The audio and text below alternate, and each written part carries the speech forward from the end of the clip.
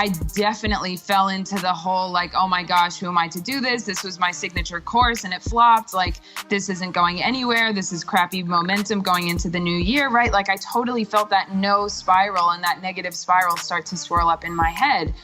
What I did to get out of that and what I did to get to the other side is really like focusing in so super hard on what I knew to be true. And I think it's really important to separate like our worth and our capacity as business owners, as entrepreneurs, as leaders from, the statistics of one particular launch.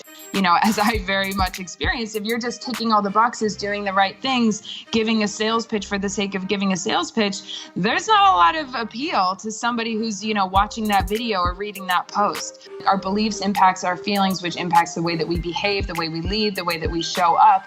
And I definitely think that that is true. I've seen that over and again in my business. I've seen that over and again in the women that I work with. It's like if internally there is a story going on, or there is an inertia, or there's anything that's like blocking us from showing up at the highest level that we can. Not that we have to be on our A game all the time, but being in the practice of returning to that A game is the thing that builds the best results.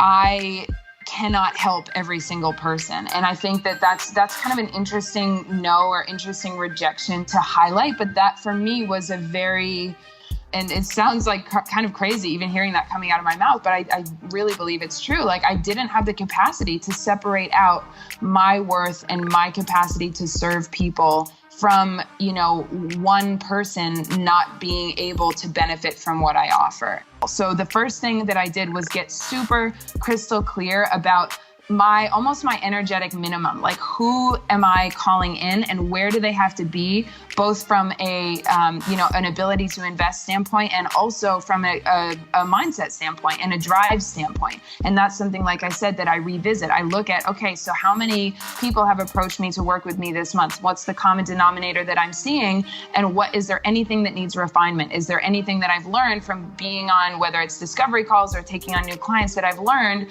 that that actually isn't the best fit for me? So that's like the mindset shift that happened for me, is setting a new energetic minimum and not working with anybody who falls below that just because they're nice or because I like them or because I like their vision. It doesn't serve me and it doesn't serve them.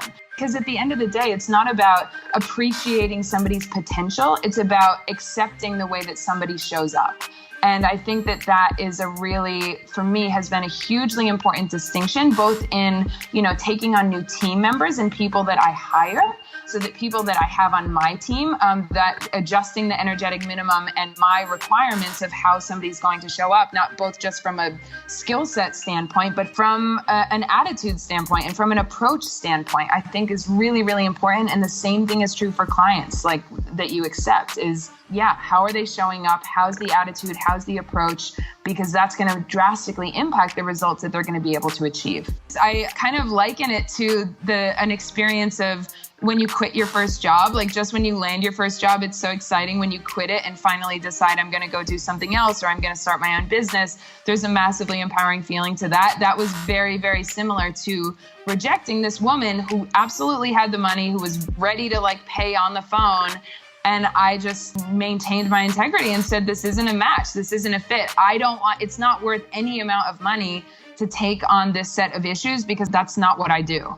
There's a tendency or a temptation to fall in this energetic state of almost like desperation, or like, oh, if I get on a call, I have to close it because that's where the money's going to come from. But at the end of the day, you need to be super clear on who you want to work with, and it's not worth just taking on anybody. And so for me, after this no and stating this no, what transpired and what shifted in my business is just an even deeper sense of who I help, who I serve, who my people are, who my clientele are, and speaking in an even fiercer, more refined voice, I think, for me, because that's always that's something that I focus on every single month. So I think that is really important to look at, is you don't need to take on somebody that's not a match in order to succeed in your business. You don't need to say yes to everybody in order to make money. In fact, being very clear with your terms and your boundaries and your parameters is going to free up more space for the right people to come in.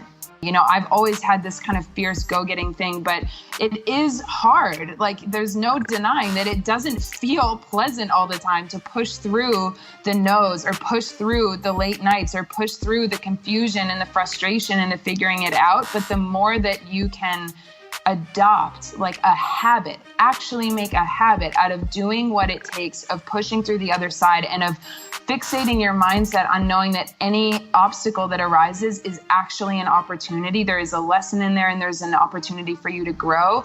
That's going to help you so much.